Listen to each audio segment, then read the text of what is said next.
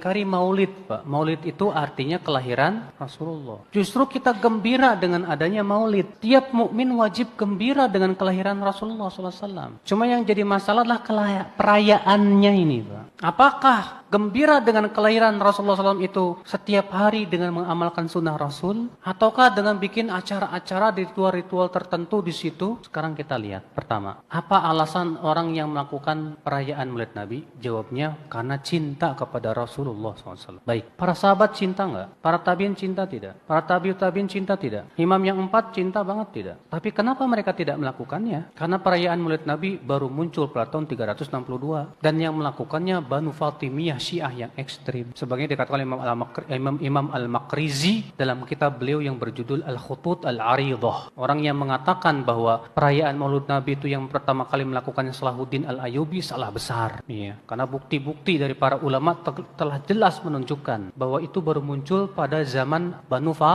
Fatimiyah, Syiah yang ekstrim. Oke, taib. Apakah Nabi SAW menganjurkan umatnya untuk merayakan kelahirannya? Tidak. Apakah para sahabat, para tabi'in tidak lebih tahu tentang kebaikan masalah itu? Tidak. Apakah para tabi'in, para imam yang 4, Imam Syafi'i, Imam Ahmad, Imam Malik, Imam Abu Hanifah juga tidak faham masalah itu? Pak, ini permasalahan nih, Pak. Kenapa mereka tidak lakukan? Padahal, pertama, mereka mampu melakukan. Pendorongnya ada, yaitu cinta. Tapi kenapa mereka tidak lakukan, Pak? Adapun riwayat-riwayat yang disebutkan, siapa yang mengagungkan maulidku, maka ia dapat syafaatku. Itu hadisnya palsu, Pak. Riwayat-riwayat semua itu palsu. Maka dari itulah, Pak, kalau saya memandang bahwa perayaan seperti ini, ya, termasuk bab khilafiyah, bukan ijtihadiyah. Saya memandangnya begitu. Khilafiyah, betul khilafiyahnya. Tapi ijtihadiyahnya, saya tidak memandang itu termasuk ijtihad yang diperbolehkan. Kenapa? Karena sama sekali ternyata sahabat, tabi'in, tabi'ut tabi'in, imam yang 4 pun tidak merayakannya sama sekali. Padahal mereka lebih semangat kepada kebaikan. Mereka lebih mencintai Rasulullah SAW. Taib, gimana kalau kita rayakan setiap hari? Dengan cara mengkaji sunnah-sunnah Rasul, menghidupkan dalam kehidupan sehari-hari. Apa itu tidak bisa disebut merayakan juga? Kalau makna merayakan itu artinya bergembira dengan kelahiran Rasulullah SAW. Mana yang lebih besar, Pak? Merayakan dengan cara kita gembira mengkaji sunnah-sunnah Rasul dan menghidupkan dalam kehidupan sehari-hari. Kita gembira melaksanakan perintah Rasul, gembira meninggalkan larangan Rasul, atau cuma setahun sekali, setelah itu hilang lagi. Jangan Anda kira kita yang tidak mau ikut-ikutan merayakan tidak cinta Rasul. Cinta itu bukan hanya sebatas di lisan, tapi cinta itu akan terlihat dalam praktek dan amalan. Allah mengatakan dalam surat Ali Imran ayat 31, "Qul in kuntum tuhibbunallah